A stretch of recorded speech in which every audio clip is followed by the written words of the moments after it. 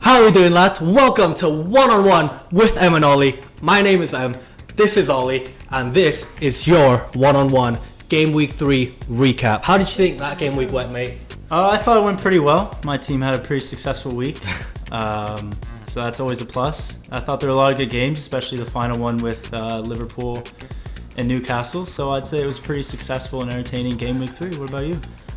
I mean, yeah, everything you said. Newcastle versus Liverpool, I did not expect. Whatever happened to have happened towards the end. We'll get to that in a minute, though.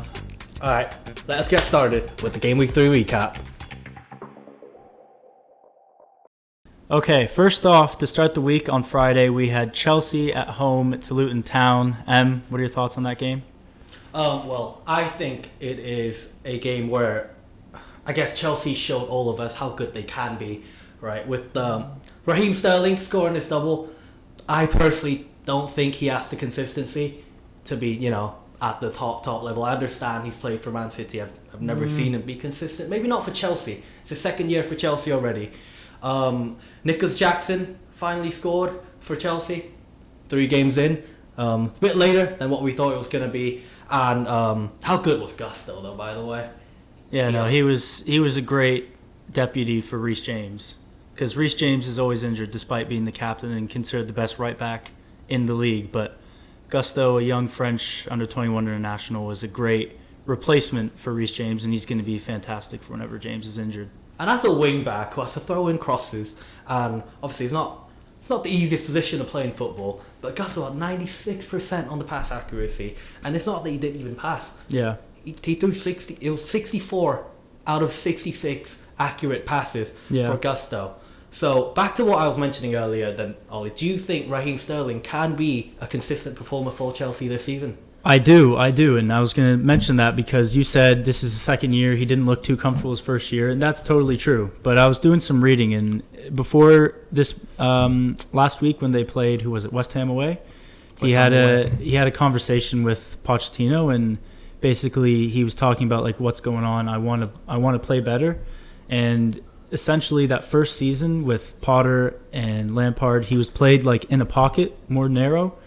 And now, through these last 2 games, he's been way more outside. That's why there's been so many successful dribbles he's had, so many bursts into the box. That's how he created that first goal against Luton. Like the whole one-on-one step-overs, that was all driving from the outside, coming in. So 2 games in, and Sterling's looked magnificent, just like he did back at Man City. And he's always been one of my favorite players. So I do believe if he keeps this up, and if the Chelsea team keeps gelling like they are, because there's so many new players, then Sterling's going to be fine. He's going to have a really good bounce back season. Yeah, I think I agree with you on that one. And for a player like Raheem Sterling, obviously he relies really heavily on his pace and his technical abilities. I feel like he's good especially trying to take people on, on the outside, cutting in, maybe putting a cross into the box for his forwards. In this case, it was Nicholas Jackson, and we'll get to him in a second. Yeah.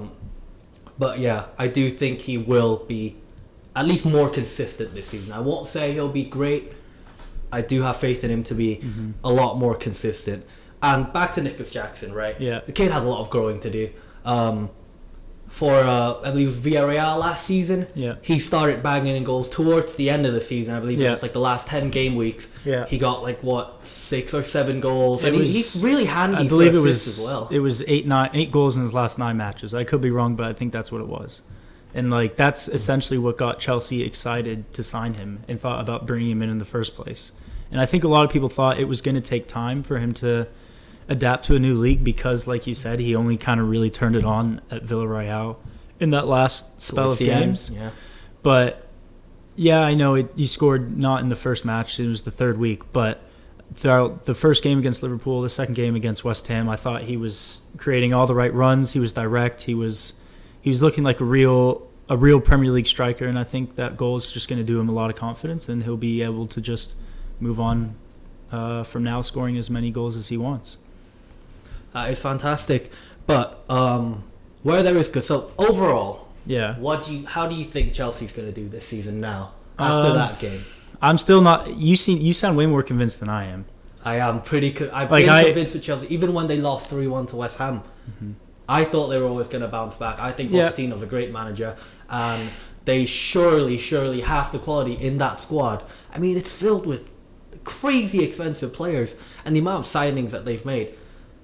I think that team just took a year to gel together, and maybe from last year, Potter wasn't the man. Lampard definitely wasn't the bloody man. Oh my god. But yeah, I think they found the right one with Mauricio Pochettino. So, what about Luton? It's a good conversation. There weren't too many positives. I mean, their goalkeeper made a few good saves. I think his name's Thomas Kaminski, and he had a few good saves. But that defense is so poor, and the attack is poor, and the midfield is poor. I mean, Ross Barkley could be good. I thought he had good flashes in that game, but overall, in my opinion, for them to have any chance of survival, they need to make... Not only do they need to make a few signings like every other club, but they need to make their home an absolute fortress.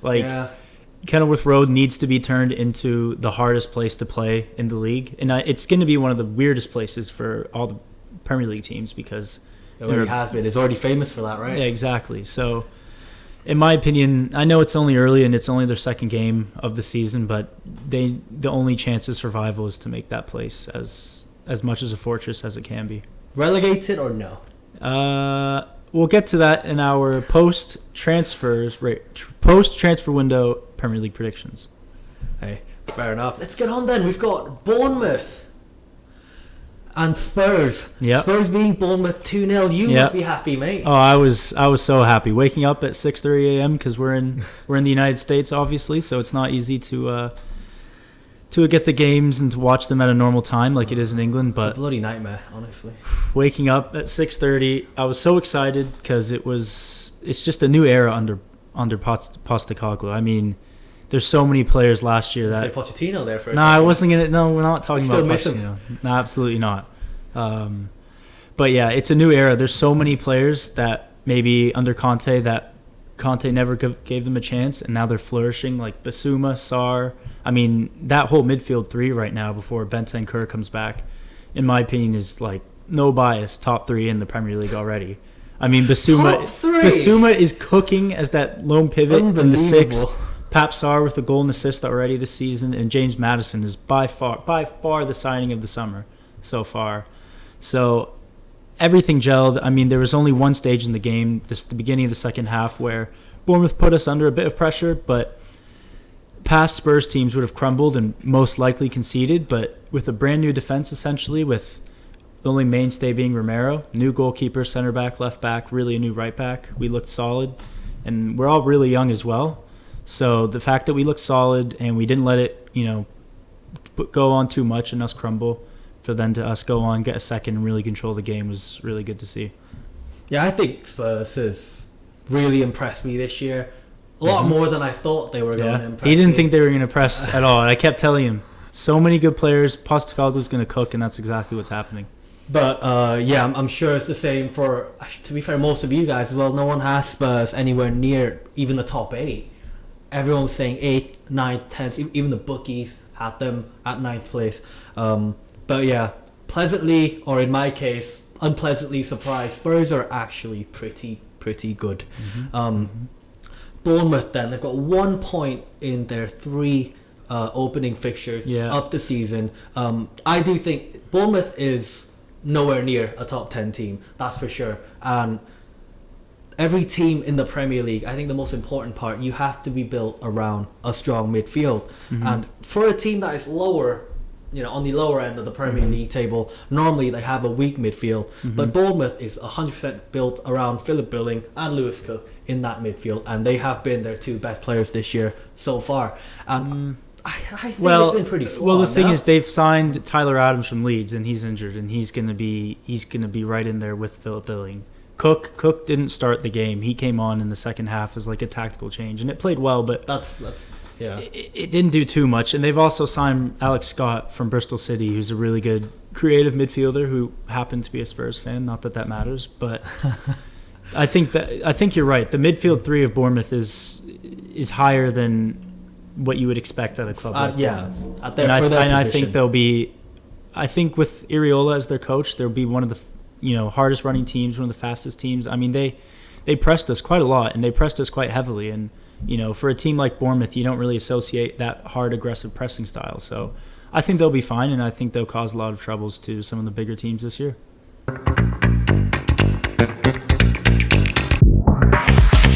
Up was Arsenal at home to Fulham, a bit of a London derby. It finished 2-2. Honestly, disappointing from Arsenal. Disappointing. Really. I mean, I understand, right? They've gotten 7 points from their first 9. None of those games impressed me. No. By Arsenal. And I agree. I mean, they did put Fulham under a lot of pressure, and Fulham is by no means a bad side. I feel like they can hold their own really, really well. They need a striker. That's just my really, really humble opinion. Didn't they start Trossard up front against Fulham? Yeah, they did start. Trossard did start, and Eddie Nketiah came off in the second half. Right? He didn't. It was clear that he didn't like it up front. I mean, he can play there, but he was always leaning towards the left the entire game. Mm-hmm. I'm not a big fan of that. Of Trossard. Of Trossard. Leaning to the left. Yes. Yeah. And I think Nketiah can be good.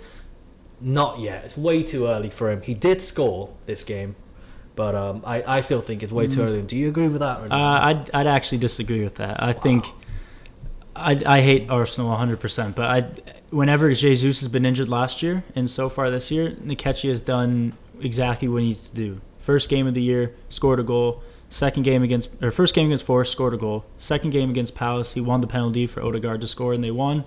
And then against Fulham, he scored as well. So I think Nketiah is good. He's definitely not good enough to be their main number 9. Yeah, no. And I do think you're not a big fan of Jesus, are you? No, I am not a big fan of Jesus. I do think Jesus is good, and I think once he's fit, he's good to get you 15 to 18 Prem goals a season. But that being said, if he doesn't perform this year and he doesn't put up the numbers you'd expect, then next summer they should go find in a replacement for a striker. Yeah, I think they should replace him this summer within fair the enough. next 4 days. But Mark Goldbridge even called him the Brazilian Charlie Adams. I personally don't think he's that. He's so much better than Charlie Adams. I don't think he's a Brazilian international. And this is my opinion. It's not. None of you are going to agree with this. Arsenal are finishing 5th this year. They are not. Depending on whether 5th place gets Champions League football, because we still don't know that yet. Yeah. They're finishing 5th in my opinion. I think last year was a fluke, but I did find something good out of that though. Fabio Vieira can pass a football. Yeah, he was great when he came really on. Good. He was. Once they got rid of this whole Havertz as a left side center mid, whatever role Arteta has for him, which is useless. I know. Right? Then I thought Fabio Vieira was probably their best performer in that second half because he won the penalty for Saka to score. I thought he was great. So Fulham, obviously the visitors, somehow got away with the 2-2 draw. I thought they played all right.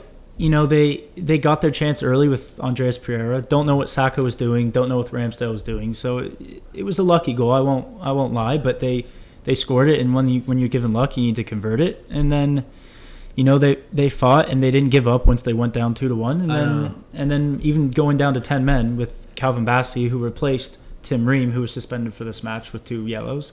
Now he gets 2 yellows. What are the odds of that? But yeah, once they went down to 10 men, went down by a goal, I thought it's over. Arsenal have all the momentum. They've got an extra man, and then Palhinha, great goal off the corner, great knee slider for the celebration. I see a as well. lot of passion in that team, man. It is pretty crazy. So do you think they'll be fine this year? Because no, but personally, I don't think they will be. I don't think You're right. So. They desperately need a striker. Losing Mitrovic is such a huge loss. Mitrovic was Fulham. Agree with that or not? I get Palhinha's for really the current good. time. For last year, Mitrovic was Fulham, but I don't think they'll be too fine. I don't think they'll go down by. I think they'll be flirting with relegation, but I don't think they'll be anywhere near as good as where they were last year. No. Yeah. Next up, then we have Brentford and Palace, and in a 1-1 draw. Then, how did you feel? Yeah, it was pretty deserved. I didn't think either team really had enough chances or opportunities to say that we deserved to win that game. I thought both played well. Brentford are impressing me that they're doing just as fine without Ivan Toney, and Emblemo and Visa are doing magnificently and stepping up for him during his suspension. And then Palace, I thought they looked all right. They're missing Elise 100%, especially with Zaha gone. And we're not the biggest fans of Odsonne Edouard. So I think he's rubbish. yeah. But, so other than Eze, they're a bit lackful of creativity and final third opportunities. But it was good to get a draw at Brentford because it's a pretty tough place it's to a very tough ground play. to go and play in. Edouard didn't break any records in my books. I don't care what you say. But yeah, you're right. They look really good, even without Ivan Toney. Yeah. I think Thomas Frank is a brilliant manager. Yeah, he's top. I don't understand why, though, Brentford slowed down significantly in the second half. It's like they were putting Crystal Palace under constant pressure in the first half. Second half, they just slowed down. It looked a lot more equal in the second half. If not, Palace looked like better. And, Palace, in my opinion, looks a lot better than what people might think they're going to be this season. Some people even have them flirting with relegation. Nah, that's not going to happen. They won't get relegated. I mean, a narrow loss to Arsenal. Going away and getting a result against a borderline European side. I did call Brentford a borderline European side because they were that good last year. And all this, again, without Ivan Toney. Yeah. I can bet you they'll do well this season, as Ivan Toney would say. So, yeah. Yeah. No, I mean, looking at the stats, Brentford had more possession, about 60% compared to Palace's, but Palace had 3 more shots, 4 of which were on. They had 10 shots in the second half, 4 were on target. To Brentford, 7, they had none on target. So, like you were saying, Palace probably had more chances in the second half, but like I mentioned earlier, I think it was a 1-1 draw is a fair result on what happened in the game. It was. I think it was the correct result. Yeah. Now, we have this one, really entertaining. The scoreline might be a bit deceiving, but Everton losing 1-0 to Wolves right at Goodison. At home. Right at Goodison. I honestly do not know how that happened. I know how, because Everton are rubbish. They're so bad. They've been flirting with relegation for 2 years now. They can't survive 3 years in a row. I mean, DCL is a big loss, but he's always injured. And, Sean Dyche just doesn't... The game has evolved from him, in my opinion. I think it's going to be too difficult for him to keep it up this year. Sean Dyche has lost. In fact, I wouldn't be surprised if he's sacked by December. So, but you're right. The 1-0 scoreline didn't represent how actually exciting that game was. No. I thought it was a better game. I thought Jose Sa was absolutely brilliant. Oh, he was insane. 7 saves, and he prevented an expected 1.5 goals. Yeah. Man of the match. Outperforming his XG. Man of the match without a shadow of a doubt. And to be fair, to get a 9.8 rating on SofaScore. Yeah, that's pretty hard. That's quite difficult to do. Pretty much impossible. I mean, did you see that save against Decore? Where Decore kind of headed it down into the ground? Those are the hardest ones to save. Exactly, too. And he was falling backwards and he had to tip Those it over are the the bar. hardest ones. Like, as a goalkeeper, I'm not one by any means. No, neither am I know for a fact that if you either have a header or a shot that bounces off the ground before it goes towards the goal, it's near impossible to save. Yeah. It was spectacular. Yeah. So, yeah, it's a game of disallowed goals, isn't it, then? Yeah, 2 disallowed goals in the game, one each side. The one for Wolves was the disallowed goal for Wolves was actually quite similar to the goal themselves. I'm seeing a lot of these crosses into the box. Then they were both correct calls though. They were not. Well, they shouldn't have been a goal. But Kalicic, how do you say his last name? No, I've got no clue. He's Polish. That's all I know. I'm not even going to attempt. If Wolves are going to keep on playing the way they are, he's going to be really good for him. He's a plank. Yeah. He is really bloody tall. Yeah. And that header, I felt like he didn't even know that he was there, looking at the way he hit it. You know, but... because it went in an unconventional way. It was, yeah. Because the ball went over his head, so he had to make do with what he had around him. But yeah, I thought he would be a good signing then. Yeah, I mean... Fabio Silva is so bad. They signed him, 3 years ago, for £40 million to be this next big Portuguese striker, and he's just been, terrible. He did score the goal. He scored the goal, but it was the one that was disallowed, and other than that, he had a good opportunity with Pickford one-on-one, and he missed the target, and I think if Gary O'Neill wants to keep this team up, because a lot of people think Wolves could go down, then I think they need I know they're kind of struggling with financial issues right now, so they may not be able to go out and sign the type of signings they want. But I think he needs to keep establishing the style of play that they showed against United and that they showed against Everton. And I think they'll be fine. And I think Mateus Cunha actually will be a good signing because he was an obligation to buy as well this summer for 40 million, which is an incredible price for somebody who hasn't produced that much since his RB Leipzig days. So I do have belief in him, though, that he will become good. And if Wolves keep up this way of play, then I think they'll be fine for next season. Him against United was something else. I was pooing myself. He had everything except the finish. Except the finish, which is really unfortunate. Is this the year, though, that Everton go down? Yeah, I think so. Like I said, they've been flirting. They've been flirting with relegation for 3 years now. They have a painfully average team with painfully average defenders. I mean, Michael Keane is the worst center back in the Premier League, in my opinion, and Tarkowski's good, but the fullbacks, Ashley Young is so old that he's not able to go up and down the pitch like he used to, and Pickford can only do so much with a pretty weak defense in front of him. So I'm just hoping that Dele can come back. Dele Alli can come back from his injury, turn the season around, keep them in the Premier League, and I'll be happy because I don't want to see my favorite. With Dele Alli. I don't want to see my favorite player in the championship. With Dele Alli. But you mentioned earlier against Man United, so let's move on to that game. They played at home to Nottingham Forest. They won 3-2. As a United fan, your thoughts? I don't know if I'm convinced or not. I can't tell you. We had a lot more expected goals, and it didn't feel like we were on top of Nottingham Forest. It feels like they were always there, and there was always a chance that they were going to get into the game, and so they did that within 4 minutes. Yeah, 2 goals in 4 minutes. So 2 goals in 2 minutes, actually, in the first 4 minutes. That's the quickest Man United have ever gone 2-0 down, which is absolutely insane in my opinion. Yeah. But we did turn it around, a bit of second half FC work. VAR. Was it a penalty on Marcus Rashford? No, it was a blatant dive. Unless I'm missing something, I haven't seen all the angles, I haven't seen all the videos, but there have been like a few videos I've seen on Twitter of a perfect angle, and who's the defender? Is it Danilo who's defending him on Forest at that rate? I don't know. Maybe. Oh, was it Aurier? No, it wasn't Aurier. No, it wasn't Aurier. It was Danilo, I'm pretty sure. But I was too regardless busy running around the flat. Regardless, it was such a dive. He made practically zero contact with Rashford. Like, again, if I'm missing something because I haven't seen that much talk about it, then let me know. But I can't get my head around how that was a penalty. I think Forrest got robbed there. I am not going to share my opinion, mainly because I want views and money. But anyways, Man United though, they did, in my opinion, look a lot better this game, mainly because we had an actual number 9. Yeah. We started Anthony Martial. It looked like he knew what he was doing there. When Rashford was there, bro was hating his life. He didn't want to be there at all. It was a bit like a slow start. Yeah, we went 2-0 down.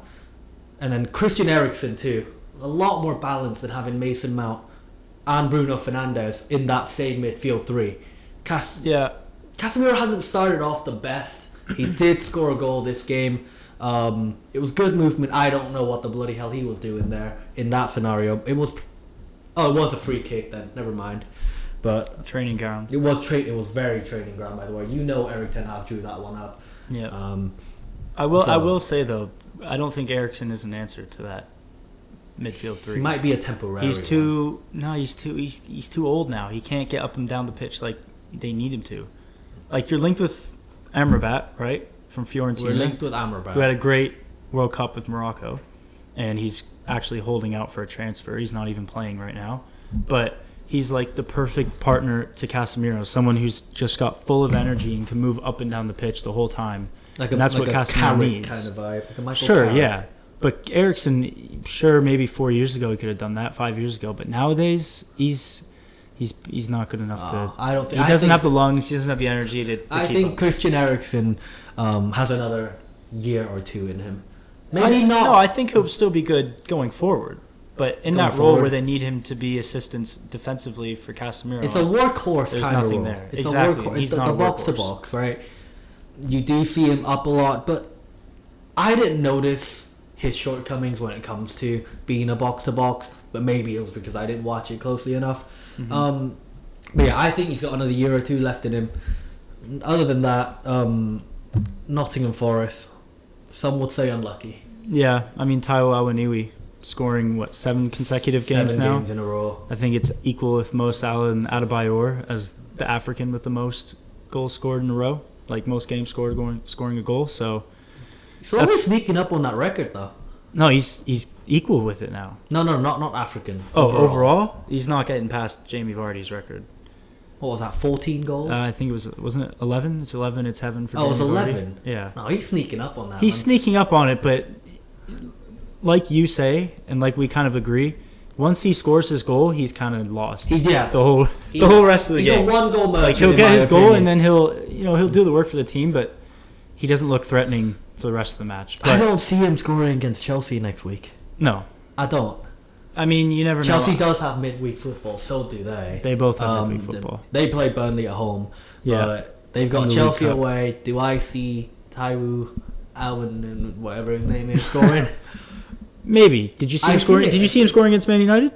No, Not really. exactly. So the fact that he's done this 7 consecutive games is, in my opinion, just proving that he's a Premier League quality striker. He is quality. And he deserves to be in the league, and I think he'll manage to keep Forest up this season. Maybe try and score 2 next time, though. That's my Yeah. opinion. Forest it took them some time.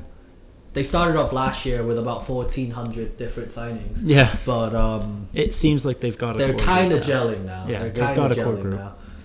I think Serge Aurier is an absolute tank on that right hand Yeah, side. He he's- kind of. No, I'm not saying he's good.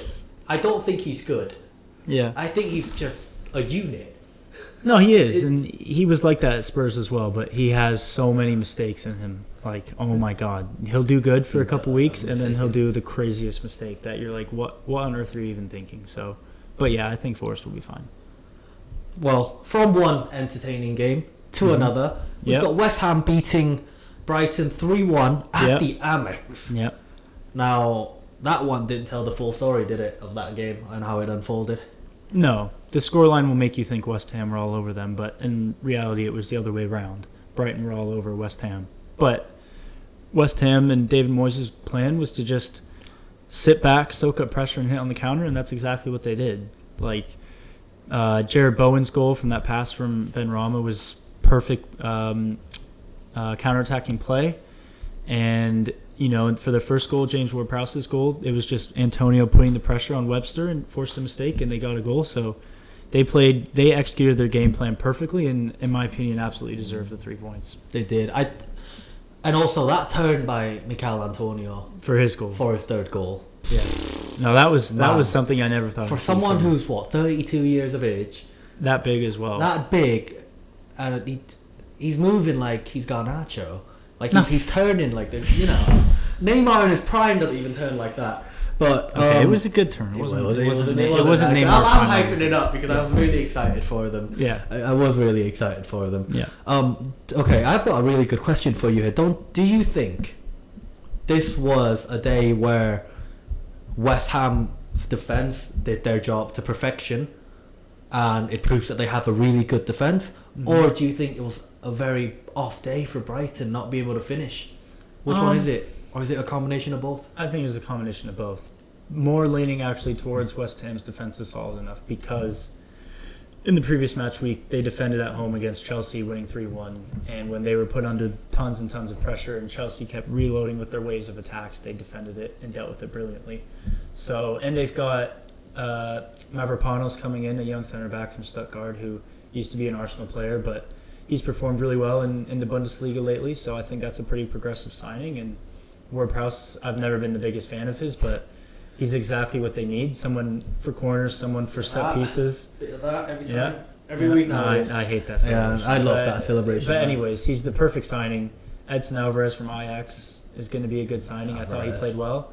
Was he like 40 million? 50? He was about 40, I believe. 40, 50. 35 fixed Something fee like with add-ons. With add-ons, there you go. And now they've just signed Kudus as well from Ajax, who is such an exciting young player. So I think the fact that they're in second place after 3 weeks, like it's only 3 weeks, but the fact that they are in second place after facing Chelsea and Brighton is really impressive in my opinion.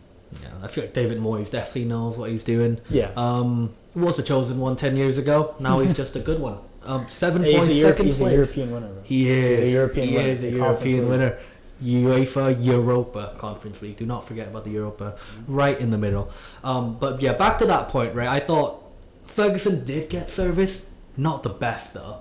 That's what I mean by it's an off day attacking wise for Brighton. I barely saw Matoma. He had a few good spells, but overall it wasn't his best performance. So yeah, he was awful for Evan Ferguson. I thought he was awful too. He did hit the woodwork. I don't know about awful. He did hit the woodwork. He's 18 years old. He's 3 years younger than me. I don't have an issue. He still played well. I don't have an issue calling younger players awful when they do perform awful.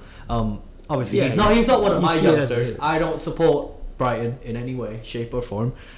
But he does have a lot of potential. I do have a lot of respect for Evan Ferguson. It was a consolation though. Pascal Gross's finish It was a good really finish. good. It was a good finish. It was just didn't really matter good. at the end of it. It really didn't matter. So No. yeah. But before we move on, I do have a question. Now, this is a bit more positive side for Brighton, but do you think they are the best and most well-run club in Europe? Because I think they're top 5. I don't think they're the best, but I think they're up there. I mean, if they're bringing players in the thousands and selling those players, especially Caicedo, right? Yeah. I know. He was a $4.5 million transfer. He was $4.5 million. They brought in. I mean, and Enciso is gonna go for at least 80 million. He'll go for a lot sometime in the future. Matoma will go for a lot. Do I think Matoma's gonna stay with Yes. Brighton though? What do you mean? Matoma's gonna stay with Brighton. Matoma's like a bit of This summer, yeah. No, Next, but like I say, long term. I don't think they're gonna sell Matoma. he's so important to This them. is probably an unpopular opinion, but in the Premier League, he is currently the best left wing in the entire league. Wow. Oh, He's a very hot take. He is so good at dribbling and getting past defenders and making the right pass, and that's a lot down to De Zerbi's coaching and how well the system is. But currently, if you look at the left wing quality in the Prem, he's up against, let's say, Sonny, Heung-min Son, who's had a bit of it. He's been good, but he's not had the greatest start to the season, and last year was poor. Luis Diaz has been all right. Like, he scored 2 goals this season so far, but How about Rashford? Rashford, no. Matoma's All right, whatever. Rashford's good, trust me, but Matoma, in my opinion, is currently the best left wing in the Premier League. Currently the best left wing in the Premier League. You heard it here That's first. my hot take. But back to his question, right? Yeah. One of the best run clubs in the entirety of Europe. Yeah. You are performing so well on the pitch. They are going to get European football this year, my opinion. It will be tough, though, that they do have European football this year. So that may, they do have that as well. tire them out. Yeah, they have the Europa League, don't they? But it's just how much money they're turning. Yeah. It's absolutely mind-boggling for me. But I can't get over that. Yeah. But yeah. Okay. I think they're up there as well. I don't think they're the best, but I think they're a very good, well-run club and Who's organization. better then? You're not going to like this, but I think Man City is the best run club in the world. In the world. You can They might be the best run club, but are they respectable? No, but yes, they are, because you can talk about they're plastic and whatnot, but your boy Mark Goldbridge is crying out for Qataris to invest in the club I'd and just love that. become I'd love another that. club like Man City. And there's a difference I between feel how like Man that's where football's going nowadays, though. Okay, we just talked about Brighton. They're never getting Qatari investment, but look how good they're run. But they're never going to win the Champions League. They're never going to win the treble. Like Okay, Man City we never did thought last Leicester semester. City would win the Prem. I said last semester, last year though, didn't they? So they're sort of like a Leicester 10 years ago. That's how they're run like at the moment. Sure, but anyways, you can argue about City, all the financial problems or investigations going on and whatnot, but the fact of the matter is, if you compare them to PSG, also a Qatari-owned club, they're so much more well-run than the Paris team, because PSG they sign Mbappe, Neymar, Messi. PSG's one club. PSG's one for Hollywood. They're not. Yeah, they're not a good side. They haven't appointed the right coaches. They haven't signed the right players. Whereas Man City, they've always appointed the right coaches since they've become run by the Qatar. Or are they run by Qatari? Man City, yeah. Saudi. Saudi. Sheikh Mansour himself. The thing is, if a player's not liking or they're not liking a player, they want to move on. They move him on. Oh no issues. That's my mistake. Man City is actually run by the United Arab Emirates. Sure, whatever it is, that side of the world. That's what I'm saying is. They don't always have the same team every year. They have a few mainstays, De Bruyne, probably now Ruben Dias, Ederson for the past few years, but Walker, exactly. If you ever see them make a poor signing, they'll get rid of him within a couple years and they'll replace him so much better. And if they have a good signing and he starts underperforming, they're like, okay, you've been good, you're not good enough, ship you out, make money, sign someone better. Yeah, you're right. And they've just won the treble. And they've managed to keep Pep. I know his contract expires the end of the 2025 season, so it'll be interesting to see if he stays or goes. But for those reasons, I think City's the best run club. I mean, that's the difference though between a well-run club and a club that is not well-run at all. Yeah. Let's look at Man United. Harry Maguire. Yeah. How long has he been here for? McTominay. Maguire's been here for 4 years. We've come to the conclusion that we cannot succeed with Harry Maguire. He's a good centre half. Don't get me wrong, but not for a club competing in the Champions League and potentially competing for the title. Yeah, I mean, we haven't been able to get rid of him. Yeah, West Ham tried to buy him, that's also down to Maguire himself. He has said he doesn't want to go, and that's unfair for the club because it's really unfair for the club. You're under contract. It's the club's decision to say if they want to sell you or not. So it's fair game if United are trying to sell him, but he's being quite annoying about it, I'd say. He is being. He's like a bit of a pest. Yeah. Kinda. Yeah.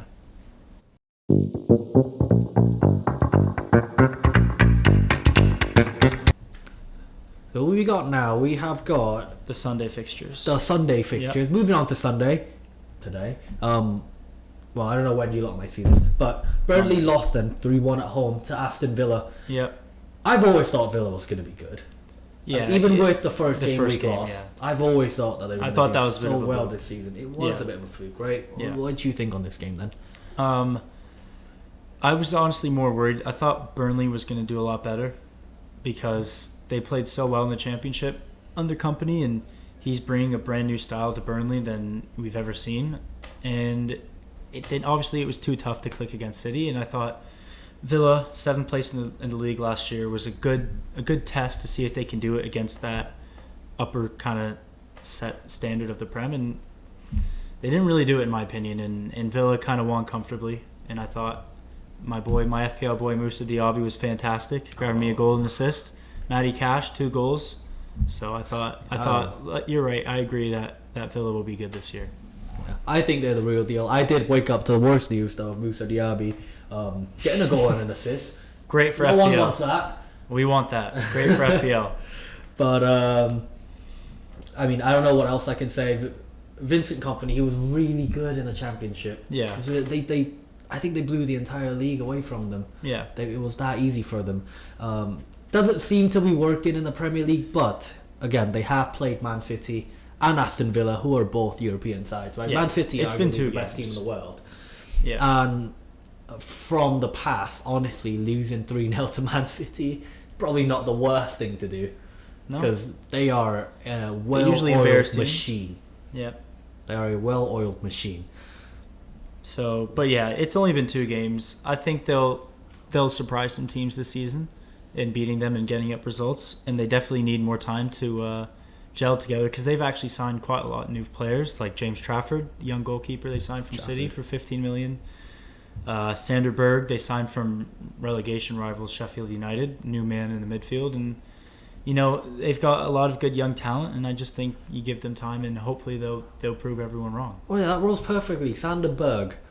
Why did Sheffield United sell him? Yeah, I have no idea. And they have bought no one. They have bought some guys working down my local Pizza Hut. Honestly, I don't know who they are, and I can't tell you more than 5 players who play for Sheffield United.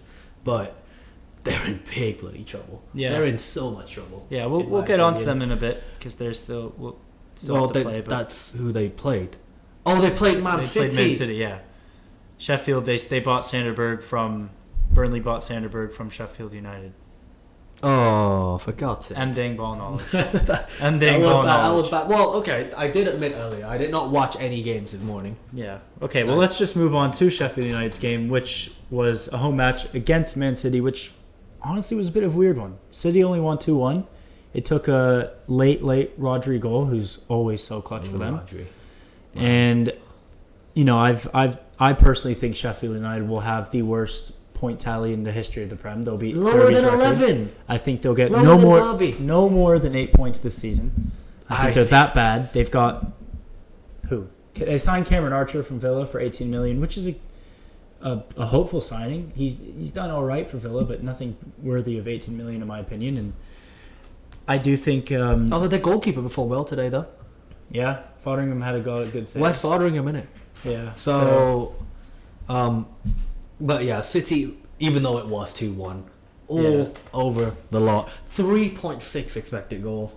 Yeah. Sheffield, honestly, 0.67 more than I thought they were going to get against this Manchester City side. Yeah. But yeah, Rodri and Haaland scoring as always. I mean, he could have scored 3 Yeah. because he missed the one penalty. goal for Haaland is honestly underwhelming for his standards. I mean, he missed the penalty, which is bad luck for me because last week my captain was Sal in FPL. He missed the pen. Now Haaland missed the pen, and he was my captain. So what did he do? He hit the post, didn't he? Yeah, he hit the post.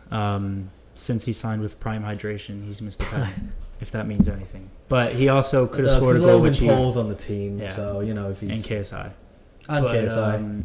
He also had a third opportunity, which he tried to do a bit of a fancy flick, and it didn't really come off. So overall. But it was weird. I was really surprised that City didn't have more control. I mean, they had more possession, obviously. They had 80% possession, but they didn't really look like threatening too much, in my opinion. 2-1 away to Sheffield is not a good result. No, not for a team of Manchester City's quality. Although, speaking of quality, they're 100 million signing. Jack Grealish, he was really good. 94% on the pass accuracy, and he won every single one of his ground duels. 6 did he? Out of 6. He did indeed. He does a lot of good defensive work for City. That's a big underrated part of his game, because Twitter merchants just look at their goal involvements, like goal and assists, and it's not exciting. But if you actually watch him play, he's so vital to the way Man City play. Well, Twitter merchants always looks at whatever they want that, you know, fits their views. So that's why, you know, if their narrative is Jack Grealish is absolutely rubbish, there's nothing we can do about it. No, they're just uneducated. They're just uneducated. However, though, we are moving on to the final game of the week, and also, in my opinion, the best game this week. The best and the most exciting. And the most exciting. Yeah. I didn't like the result for pretty obvious reasons. Newcastle absolutely bottling it to a 10-man Liverpool. Yeah. It took him every single second on that clock, didn't they? Yeah. No, it was... well, we can start off with the first goal, really. It was a really bad mistake yet again from Trent. He's just such a liability defensively. He's so good going forward. I love Trent, but when it comes to the defensive side... He just basically tried to receive the ball. It wasn't a hard ball to receive from Salah. Let it go under his feet, and then Anthony Gordon went in and scored, which was a good finish against Alisson. And then the Virgil van Dijk red card. What do you think that was a red card? I think it was a bit harsh. I think it's a yellow because he did get the ball. He was the last man, though, isn't it? Yeah, but I think he was the last man. But I think the main the discussion point was that he went through Isak's legs to get the ball. Which is why it was a red, in the referee's opinion. It was soft. I don't think he deserved the red. I think it was a definite yellow. I don't think it was a red. But there's been a lot of VAR calls this season. I mean, the refereeing. Tomiyasu. Yeah, that Tomiyasu. Holy crap! That was so bad. I can't even imagine that to be a foul, let alone I didn't know a red card. But unbelievable. Overall, the first 3 weeks, I think the officiating's been really bad, and but we can talk about. It's not the bad officiating; it's just how the Premier League has enforced these rule changes. They told the refs to do that. Yeah. Okay, you can't tell the ref to give him a red card to Tomiyasu for not fouling him, but like, it's the time wasting, it's the arguing, it's gotten really soft, and I'm not the biggest fan of that. I've got no issues with booking players for time wasting. Time wasting, yeah, but arguing though. I mean, I think you should that be able has to been argue pretty a little soft. bit. That's always been part of the game. But overall, I think when I say the refereeing's been poor so far, I think when the decisions have gone to VAR, they have been so unsuccessful in making the right call. Well, that's black and white though with VAR. It has to be a clear and obvious error, and if it's not clear and obvious, that's why they need a former player in there. They can't just have people who just watch the game but aren't former players, because they know the game way better than we do. I played the game. Yeah, I played the game. So yeah, I thought it was soft, but I can see why people thought it was a definite red. Oh, last thing though, Darwin Nunez. Is it his season? No. He's good. He's just so inconsistent. And he's a bit of a clown too on the pitch. He's a clown. He's a good player, but he's nowhere near worth their however many they paid for him. 70 million. He's not worth that much. But as a Man United fan, right? I support Man United. I think he's going to be really good for Tottenham. Oh, not for Tottenham, for Liverpool. He's going to be really, really good. What do you mean, thank God? You could really use Darwin Nunez right now on your team. No, you wouldn't rather Richarlison. And don't even get me started. Don't even get me started on Richarlison being a midfielder on fantasy. I don't know how. He's a clear-cut number 9 for us, and for some reason the midfielder. But regardless, Darwin, he's a good player, but he's not Liverpool or Champions League quality yet, in my opinion. You're not going to like this conversation that we're about to have. What conversation? Anthony Gordon. He has had a good 2 games. He's had a good start to the season. A good start to the season. So then what are your thoughts on him? Well, I don't have one, but that's why I'm asking you. Do you still think he's rubbish? I thought he was so overrated at Everton, and when he transferred to Newcastle in January of last year, I thought he was, or this past year, it was a weird signing, 40 million, and he didn't do much. But playing for the England under-21s, he won the Player of the Tournament as England won the Euros, and he was so influential in how they played. And so far through 3 weeks, I think he's actually been really good. He's been really good. He's proved a lot of people wrong, including myself. He's been active. He's been taking his men on. He's been, working hard defensively for the team, and he's got a few goal involvements through 3 games. So I'm happy to say I've been proved wrong so far by Anthony Gordon. Yes, I've always thought he was somewhat decent. Now I think he's good, not just decent. Any information on how long Sven Botman's going to be out for Newcastle for, or what?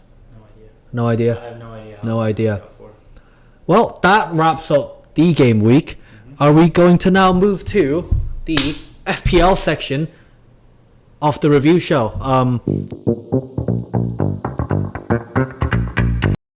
We're going to show our teams on the screen right now for you.